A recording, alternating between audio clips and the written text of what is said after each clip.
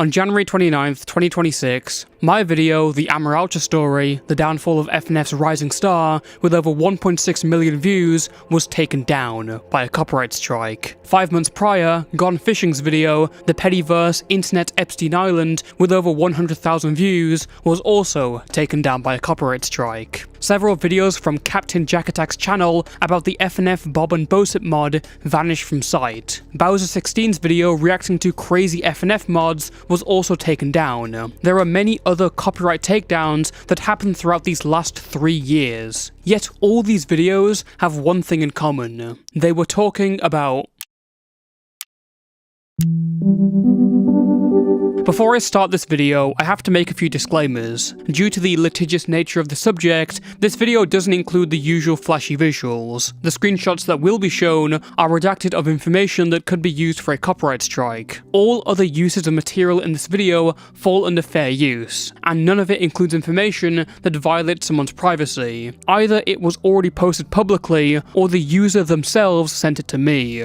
This video's sole purpose is to be a report and PSA, and any harassment towards anyone mentioned is not condoned. For those unaware, AetherDX is a 22-year-old modder and coder from Christchurch, New Zealand, best known for her work on several popular FNF mods during 2021. Her work includes the mods Versus Monica, Versus Kiryu, Versus Cryx, Bob's Onslaught, Bob and Bosip, Versus Scott the Was, Me Funking Versus Ateld, Funkin' Forward, and the scrapped mod based on her own character, Versus Akira. She was a well-known figure in FNF's most popular time online, and was once one of the managers for Funkin' Expo, a short-lived showcase for upcoming FNF mods. In August of 2021, a user named Jackal Ruin dropped a document exposing his relationship with Aether. The two had first met when Aether was 18 and Jackal was 15. Aether would regularly send Jackal NSFW furry content, requested and sent explicit videos, and gave little nicknames that she would use for him.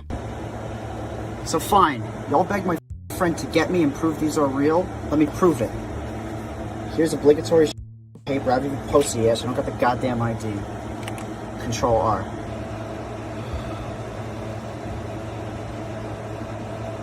This relationship became increasingly neglective, especially with Aether using her mental illnesses as constant excuses. The story was first leaked via the 4chan board /FunkG, before Jackal came out with a document in more detail. In the coming days, Aether would delete everything, whilst other people would come out about their experiences. A minor came out anonymously stating that Aether had sexually messaged them, and a former friend detailed how she once baited her life. Aether would trash her work and leave the internet, and the impact was felt throughout the FNF community. The document sparked a chain reaction of other mod creators losing hope and leaving altogether, which kinda tells you how influential she was. The fact that FNF Twitter and 4chaners came together to see her off really says it all. Since then, Aether tried to come back under different aliases. During late 2021, she was in DMs with the FNF YouTuber Amaralcha, discussing her mental health, and she would use that basis to try and return again, this time under the name Silver Developer. This would not be the last attempt. During this time, she also posted a document admitting to wrongdoing from the Jackal Ruin situation. AetherDX became a tangentially known case of infamy within the FNF community, and we didn't really hear much of her for a while, until around last year. In July of 2025, Roblox video essayist Gone Fishing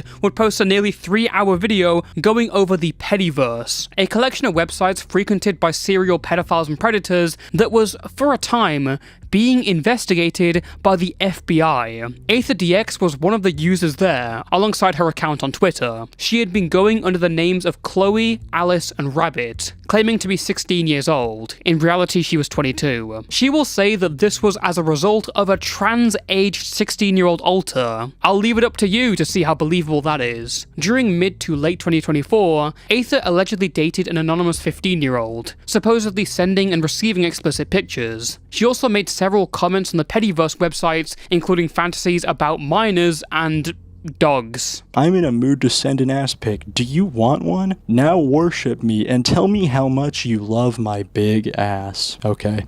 Victim D said, I took a picture when I got out of the shower, but it's kinda bad. Wanna see? Yes, said AetherDX. Victim D then sent it, and then AetherDX said, cutie. I wanna rub my... Jesus Christ. Going to a door with an AAM and letting them wait outside while you pick out toys for them. Okay, kissing a dog and letting nope. Loving them isn't enough. I have to traumatize them. Thank you, AetherDX.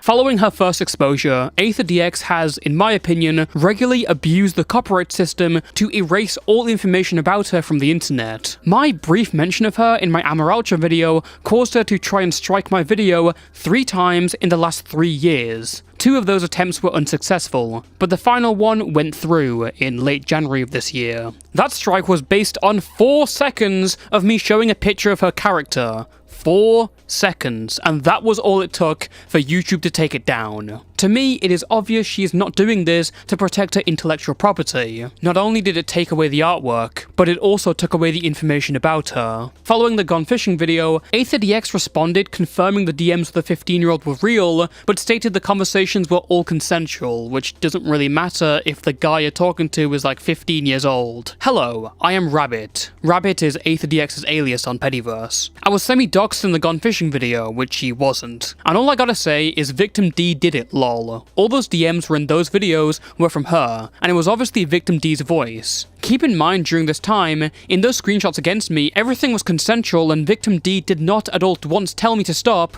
other than the time we broke up late 2024 when I left. What she also did not say is the fact after she left Pedi, after she deleted blank and said, I don't want to be a part of this anymore, and then deleted it, only to come back and make an instance and say owned by who worked on blank yada yada, you get the point. She came back and left, and yet during that time I was nothing but supportive to her throughout the past and then, and that was one of our last conversations. She talked about my dissociative disorders, how I was a trans-aged 16-year-old, but that is false. That was my alter at the time. In 2024 she was host. There has been a different host since I came back to Pedi, blank era, as to which she did have a rabbit persona, and we just continue with the rabbit name because we collectively liked it as an identity. Victim D was not only coherent in what she was doing, despite the fact all I did was support her, she was manipulative. Now she did it with me. If you're expecting like a long response to this, I'm not going to give you one. I think someone obviously saying for like 3 paragraphs straight that like the minor was manipulative and they were doing all this stuff is just really dumb, and obviously just like insanely telling. I do find it very interesting though how she's using this thing in the whole statement where it's like a plead insanity defense, where she's like, guys, I'm actually insane. I actually have a alter that's a 16-year-old, and that was like a 16-year-old alter, and that was in charge for an entire year. And all that's telling me is that if you are that mentally deranged, that's only giving us more proof to lock you away. It's like, bro, the psych ward is not better than prison. Like, you're just giving it to me on a platter. If you think that you are too mentally ill to be properly functioning around children and not doing sexual stuff with them, I'm not letting you near children then. Seems pretty obvious. She later tried and failed to take this video down with a defamation complaint. On September 3rd, she launched a copyright strike against Gone Fishing's video and finally got it taken down. Again, for showing an image of an FNF character for 6 seconds. She claimed this was from her Versus Akira mod, but in reality it originated from a different mod of hers called Akira Over Boyfriend. As soon as the video was taken down, Aether took to a Pediverse account to publicly celebrate. Aether has also issued copyright strikes against people who re-uploaded Gone Fishing's music from that video. To restate, they didn't re-upload the segment about Aether specifically, they re-uploaded the music from that video. Aether issued a successful copyright strike against someone for re-uploading something that wasn't even her own music. The Gone Fishing video caused an assortment of copyright strikes towards others, including people who played her mods 4 years ago, mentioned a controversy in videos, and even those who worked on the mods themselves, and arguably contributed more than Aether ever did. According to the Jackal Ruin document, Aether wasn't even that good of a contributor to her own mods. Versus Cyrix, one of the mods she was involved in, had an incredibly botched release. With Aether releasing a mod she didn't have that much control over, so to see her claiming copyright for it is very interesting. AetherDX also emailed Gone Fishing whilst this whole thing was going on, and I kinda want to read this. In possession of... Can you show me where that is true? Do you have access to my files other than my DMs where the DMs you were seen were also cherry-picked? How about the times I encouraged her actively to get off Pedi? Tried to give a... You know, you got a point about the flinging thing. But this is all I have left. I have no one else to cling to give me advice, and the moment I stepped foot into Petty a year ago, due to a partner I genuinely resent, I'm in this loop now. I never wanted things to be this way, but what choice do I have now? If we have a discussion, so what? What's gonna change, Tristan? Are you gonna get me out of this? I doubt that, because as you said, it's sad and I'm avoiding coming terms to it all. The fact is, I used to really respect myself a year ago, and it all went downhill. As soon as a partner that I'm forced to live with to this day, who's ruined me beyond comprehension, made me into a husk of the person I was. Guys, my abusive partner made me touch the kid, okay guys? Guys, please, guys? But alas, it doesn't change anything. I'm a terrible person to my core now, and the real reason as to why I never did that interview? They threatened me otherwise. However, I know you. I know this is being documented and will appear in a video. Hi, AetherDX. Guys, my abusive partner made me copyright strike the videos about my allegations, and all the videos containing mods where I've literally worked like no part of this at all, and I own basically no copyright, and I have no knowledge of how copyright strikes work. I'm just using them to get rid of this information. Guys, that was just all my abusive partner's fault. Then again, I can't stop whatever you do. I don't want your sympathy, nor do I feel I deserve it. But if you have some magnificent plan to get me out as much as the others, who is just one person I trust that wants me out of this relationship and has been planning it, be my guest. Holy trauma dump in response to pedo accusations. On the topic of mods, I want to circle back around to my strike. Aether took down my video due to me showing 4 seconds of her work, depicting her character Akira. Except that's not really accurate. If you have a look at the artwork, it becomes pretty evident. This is not her work specifically. This is an old fan art of her character from an artist named Nimi, made in 2021. It's risky for Aether to be claiming copyright of her character Akira from a piece of fan art, not posted or commissioned by her. And as for the FNF mod she's claiming over versus Akira, that is also interesting, considering the mod she's talking about was never even released. Yeah, it was scrapped as soon as Aether was exposed, so how are you claiming copyright over a mod that never saw the light of day?